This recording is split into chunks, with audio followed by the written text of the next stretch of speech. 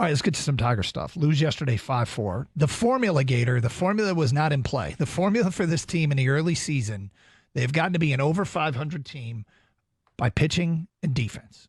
They have pitched very well, and they've played very good defense. Yesterday, they made a couple of errors. The Colt Keith first error of the season was pretty costly. I'm not condemning Colt Keith. He's been actually, ironically, better in the field than with the bat, and the bat's a strength. But it made things more difficult on Skubal than it should have been. It was part of a big inning, the 3-run sixth inning that kind of tilted the game heavily in Texas's favor. So Gator, look, we know what it is, right? I mean, Parker Meadows did hit a home run, and we know how good he's been defensively, and I'm okay with the offensive struggles of Parker Meadows. I mean, I don't love that he's batting below 200. I don't love that by any stretch of the imagination. But I do love his defense. He can bat better than he's been hitting. Let's start with that. But really, the answers offensively are more likely to come from Torque, from Riley Green, and from Javi Baez, who are hitting way below what the expectation was. And we know they're capable of more. Can you, if your formula is going to be great defense and pitching, then I tolerate Parker Meadows' struggles.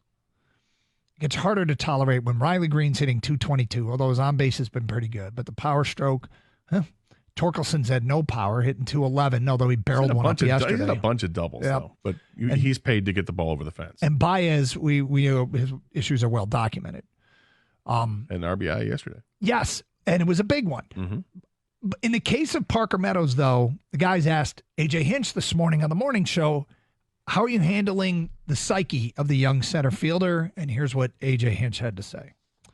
Gator, what do you make of the patience afforded Parker Meadows? I mean, I'm fine with it to this point. Like I'm not at a breaking point with him where it's April 18th. I've said all along, kind of waiting for the full month to go by and see where he is at. So is he making strides? Is he making better decisions at the plate when he swings and when he doesn't swing? I mean, he hit a couple of deep balls yesterday, which was good. You like that he's left-handed. You like that he's got speed, and you like that he can play defense, but you do want to see him hit more. And he's going to have to do better than 100 on the season. But yep. I suspect that moving forward, the next 30 at-bats for him will go much better than the first 30 did. By the way, I'm not kind of same play with Colt Keith. I mean, Colt Keith is known for his bat. I am willing to continue to be patient with a team that's trying to win and a guy that's provided very little offense, but if he's going to be good defensively, which is probably one of the bigger surprises this year, going back to all the questions in spring training and listening to all those Dan Dickerson broadcasts and reading the tweets and all that, it was like, yeah, but can he play defensively? We think he's going to hit, but can he play defensively? Yesterday was his first error.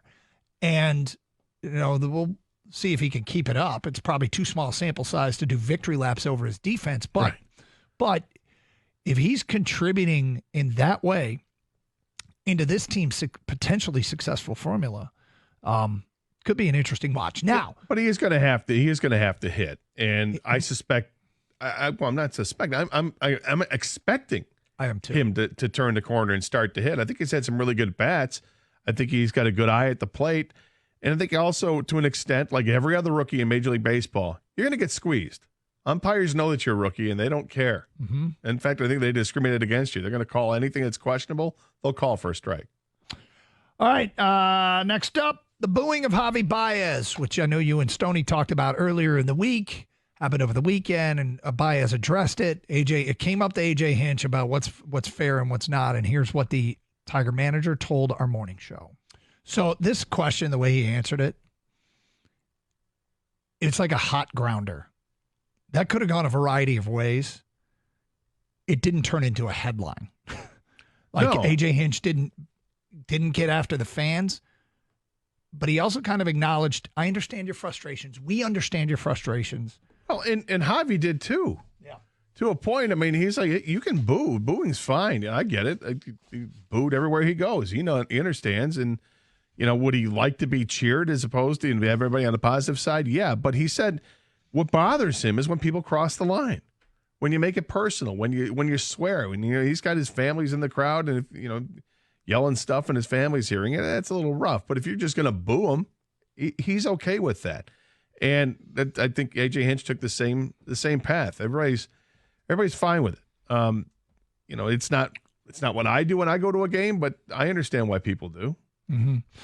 All right, so today the Tigers are taking on the Texas Rangers in the final game of this series, and Jack Leiter is making his major league his debut.